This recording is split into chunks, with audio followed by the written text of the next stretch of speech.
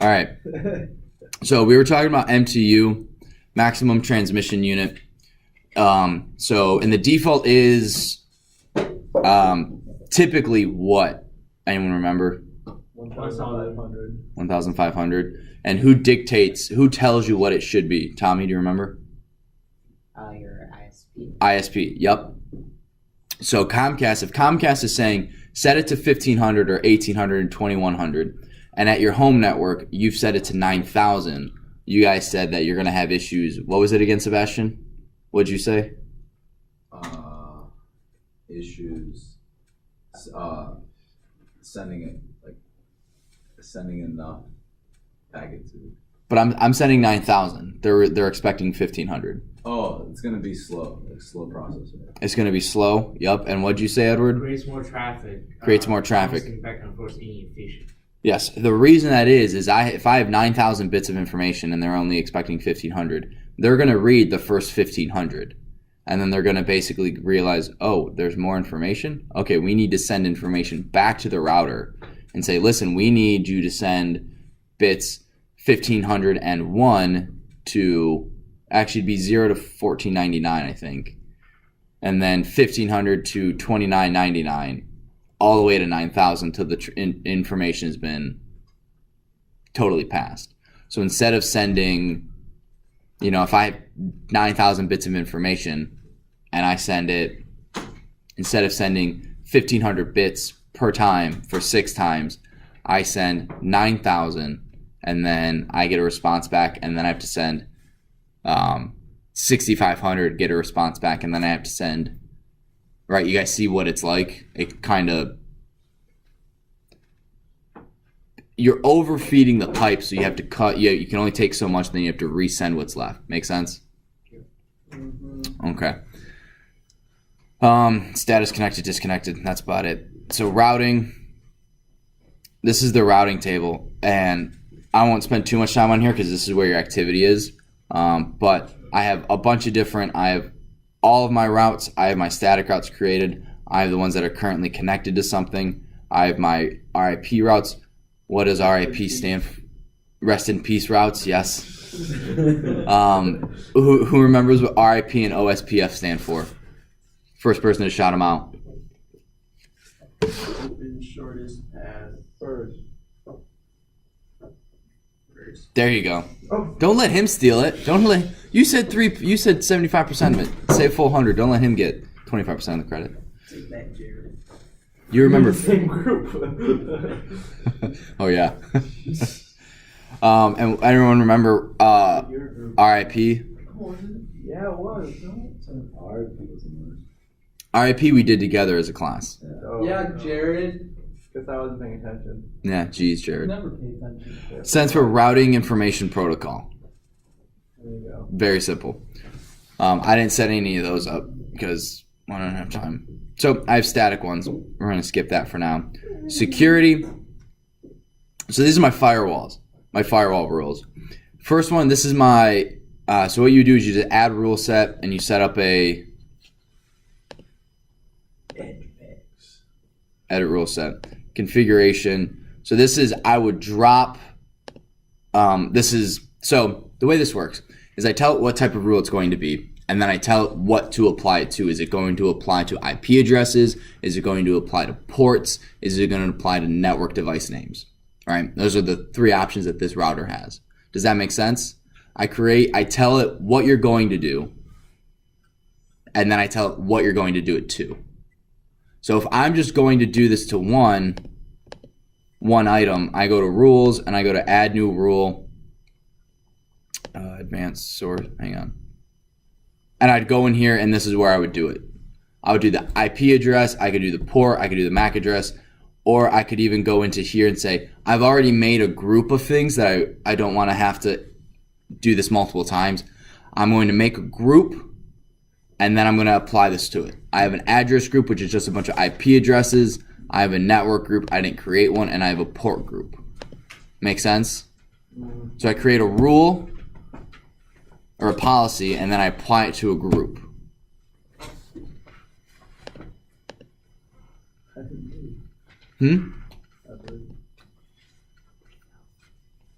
firewall groups. Add group. Again, this is just my name, what type of address, network, port group. And if I want to edit it. Aren't there only 3 ports? What? Aren't there only 3 ports? Oh, no. There's 3 physical ports, but then this deals with all those other ports. Like the 0 through 65,500, those ones. So this is where, listen, I want every port, everything that uses port 2322 and 2323, which I believe is Halo, blocked. You can't use them. Nothing goes into my network. So if you try to play Halo, it won't work. Or I want anyone trying to go to this IP address for whatever reason, you can't do it. Or this network device can't get in or out of my network. So yeah, you're right. It does have 3 physical ports. Technically 4 because one is the serial console port, which Jared has some information, some network experience with. NAT. So this is basically if I am hosting a web server at my house and I change the IP address and other people don't know that, they type in the IP address, it comes to my network. If I don't tell it, hey, instead of going to 10.0.0.4, you need to go to 10.0.0.40 to get to my network. This does that. All right, so it just translates and fixes it for you as opposed to, you guys know what I mean, right? Instead of getting so if I type in 10.0.0.40 or, stolter.com and I get, there's no internet or there's no website there. Instead of getting that, if you set up the add the NAT source rule, it will, instead of going to the IP address where it gets no response, it then moves to the one where it gets a response and you're able to connect to stolter.com. VPN. Oh. VPN. Hey. Who knows what VPN stands for, Sebastian? Oh, virtual personal. No. You got the first letter right. Jared? Virtual private network. Virtual private network, yes. So one thing that I didn't realize that is actually very important, if you want to set up a VPN at home, you have to do one of 2 things. So I don't know if you guys want to do that. Can you put your feet down? Sorry. Come on, Jared. They're just so close to his face. I removed where my feet were. Oh, that is true, Edward. That's kind of your fault. Anyway, so you can do one of 2 things. I think it'd be really cool to set up a VPN at my house so that no matter what, if I forgot something at home, I can log into whatever and download it onto my phone and then boom, I have it. But in order to do that, you have to do one of 2 things. On your modem, you have a dynamic IP address. I had forgotten about this, but you have to pay extra per month to have a fixed IP address on your modem. If you have your VPN set up to go to your modem and it's not a fixed one, after a couple weeks it might change and then it doesn't work. So you would either have to set up and pay extra, for 20 or $40 a month to Comcast and say, I need a fixed IP address, or you can use a dynamic DNS, or not dynamic DNS. Mr. Felinsky was telling me about it. He used to have one. And it basically every 5 minutes checks in with your modem and sees if the IP address has been changed. If it does, it sends you a notification that it's been changed from this to that. Make sense? You guys are tired.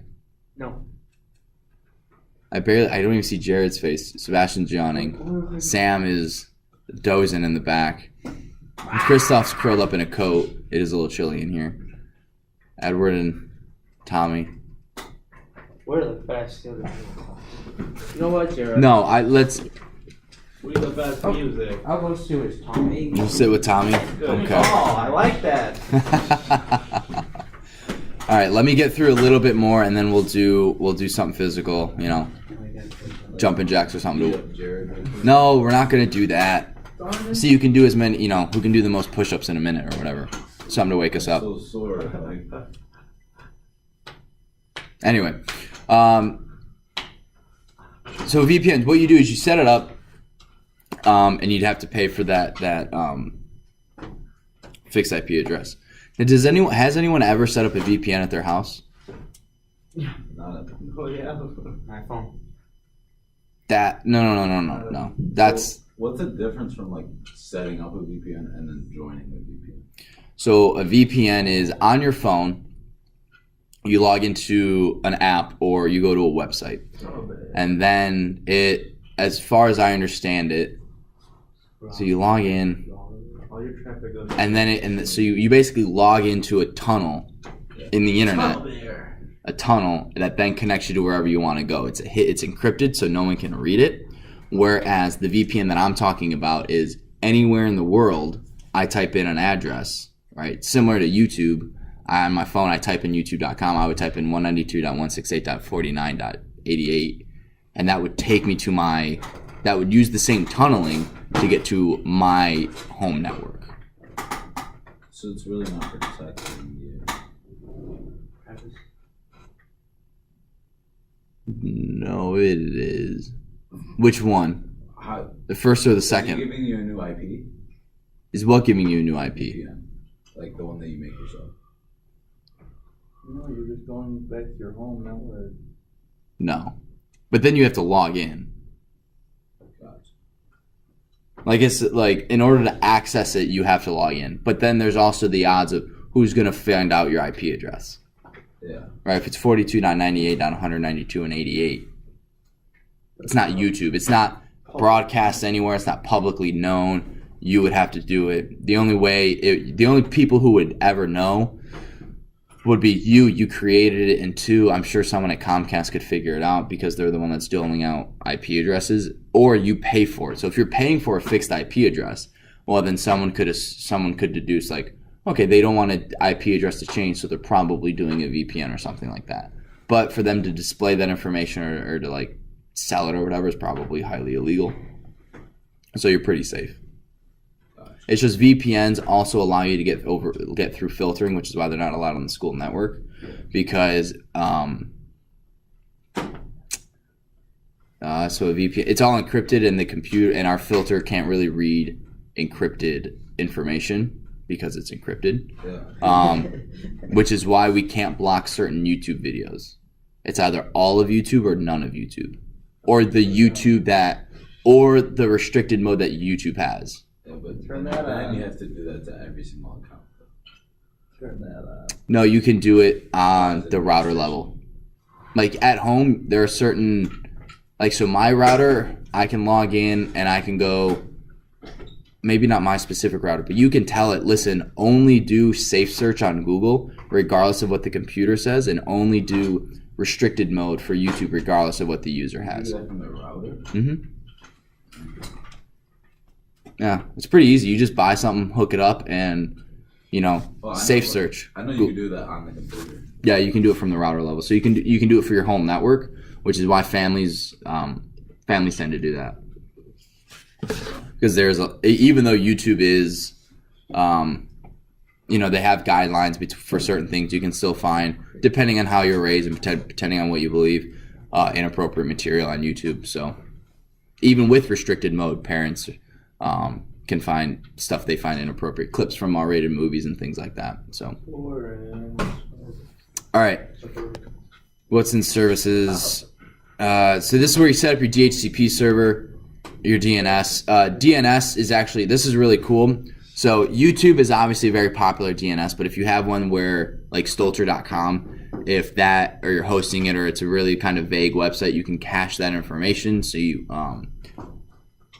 so that's easier to get to. Can you give them your cash, right? Yeah, basically. And PPPoE is personal over Ethernet. Power over. Okay, that's the one you said power, right? It is PoE is power over Ethernet. This is oh my gosh, I can't remember.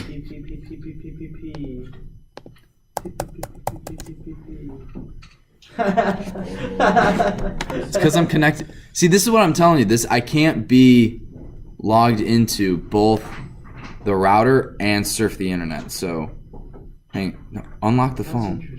Power 2-point protocol over Ethernet. There we go.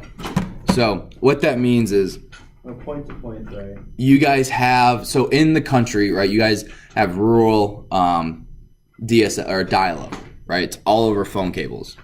So that's why you can't use your phone if some. Wait, have any of you used dial-up? What is that? You've heard of it, but so dial-up. Oh my gosh, this is fun. So dial-up was the first wave of internet in the home. They used copper. They used your phone lines, meaning it was really slow because it was all over Cat 3, and you can't use your phone and the computer at the same time. So there would be times I'd be at a friend's house and his mom would say, "You can't be on the computer right now. I'm expecting a phone call." And so we would just have to find something else to do. But Why would they connect Cat? That's all they had. because that's all they had. Every home at the time had phone wires. And that worked as internet. It was just slow. That's why Cat 6 worked. It's the exact same thing, just Cat 6 and Cat 5 has 8 wires instead of 4. So it can transmit more information. It can do more things. You can do PoE over it and things like that. But so that's dial-up using what so that's real. And as you get closer to a city, you tend to get PPPoE, and that is using internet over copper, which is like Ethernet. Anyone here of ATT Uverse? Yeah. I'm pretty sure that's PPPoE, and there's different types of it. I can't remember all the acronyms. That works for AT&T. Oh, does he? Cool. And then you have, after that, you have like fiber and gigabit copper in big cities. So there's just different levels of Wait, internet. I have a question. Yes. So as we were talking about, so why can't we just use like the phone data thing for our computers? So we don't need any Ethernet or anything like that at all. It's going that way. It's going that way? What is Yeah. it called? Cableless? Wireless, cellular. Okay, but this is also, Wi-Fi is also called wireless. Yeah. But what is that called? Just no cable at all, right? Because we don't need these cables going underground. It's Well, all the more over cables you satellite. have, so that's a good question. The more cables you have, the more cables you get rid of, and more wireless, the more interference. That's why. Remember the Wi-Fi channels? Yeah. Who remembers the 3 channels? One person, give me one. The 3 non-overlapping Wi-Fi channels. At Christoph? 13. Sebastian? 3. No. There are 3. That's just a reminder, right? Okay. I thought it was a 311. No. 9. That's No. AO2, What? 11. No. That's a standard. Wait, what number did you say? 13. That's not. That's what was wrong. it? I It thought says was 11. 9. 1, 6, 11. I thought it's ABGN. Those are the protocols. I thought it was. Tommy, you have an answer? Everyone but you has said something. You got one? You got nothing. You don't remember one of them. That's right, baby. 6? Okay, 6 is correct. Sam, what was another one? 1, Yep, and who knows the last one? 3, 4, 4, 5. 5. Sam? 11. 11. So it's 1, 6, and 11. I said 11.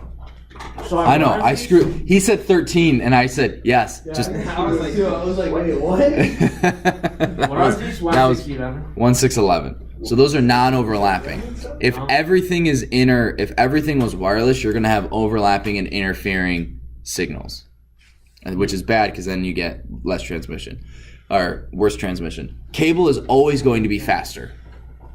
Always? Always. Even in the future? Yes. Well, as of now, yes. Okay, yeah. But it should be because it's way harder to interfere with the physical cable than it is wireless. Because the wireless is going to be stopped by a wall. Yeah. If you drill a hole in a wall, you don't stop cable. So it'll always be faster. So you'll always have like the backbone and stuff coming into a building being almost assuredly always wired. All right. And then this last one is just all your users. And so that's it. You can add users if you want. So instead of using the default one, you get rid of that one and make your own. So instead of having the password and the username be the exact same of UBNT, you come up with something yourself. So what time is it? 2:12. Perfect timing for a break.